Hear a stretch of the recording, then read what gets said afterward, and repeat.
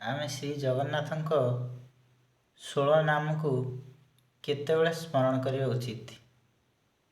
ଯେତେବେଳେ ଆମେ ଔଷଧ ସେବନ କରିବା ସେତେବେଳେ ବିଷ୍ଣୁଙ୍କ ସ୍ମରଣ କରିବା। ଭୋଜନ ସମୟରେ ଜନାର୍ଦ୍ଦନକୁ ସ୍ମରଣ କରିବା।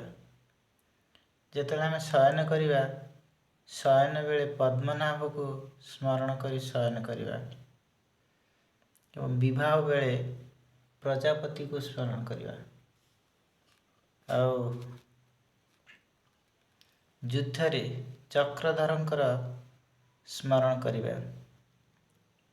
ପ୍ରବାସ ସମୟରେ ତ୍ରିବିକ୍ରମକୁ ସ୍ମରଣ କରିବା ଏବଂ ମରଣ କାଳରେ ଯେତେବେଳେ ମୃତ୍ୟୁ ସମୟ ଆସିଯିବ ସେତେବେଳେ ଆମେ ନାରାୟଣଙ୍କର ସ୍ମରଣ କରିବା। ସ୍ତ୍ରୀ ସଙ୍ଗମ ବେଳେ ଶ୍ରୀଧରଙ୍କର ସ୍ମରଣ କରିବା। ଯେତେବେଳେ ଆମେ ଦୁଃସ୍ୱପ୍ନ ଦେଖିବା, ଖରାପ ସ୍ୱପ୍ନ ଦେଖିବା ସେତେବେଳେ ଗୋବିନ୍ଦଙ୍କୁ ସ୍ମରଣ କରିବା। ଆଉ ସଙ୍କଟ ବେଳେ ମଧୁସୂଦନଙ୍କୁ ସ୍ମରଣ କରିବା। ଆଉ ବଣରେ ଥିଲାବେଳେ ନରସିଂହ ଦେବଙ୍କୁ, ଆଉ ଅଗ୍ନିରେ ଜଳସାୟନଙ୍କୁ ସ୍ମରଣ କରିବା। ଜଳ ମଧ୍ୟରେ ବରାହଦେବଙ୍କୁ ସ୍ମରଣ କରିବା।